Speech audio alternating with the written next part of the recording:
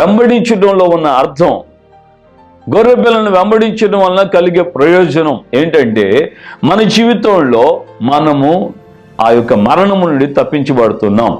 మరణం వలన, పాపం వలన వచ్చే జీతం మరణం. ఆ మరణమే నిత్య నరకం. దాని నుంచి మనం తప్పించబడుతున్నాం.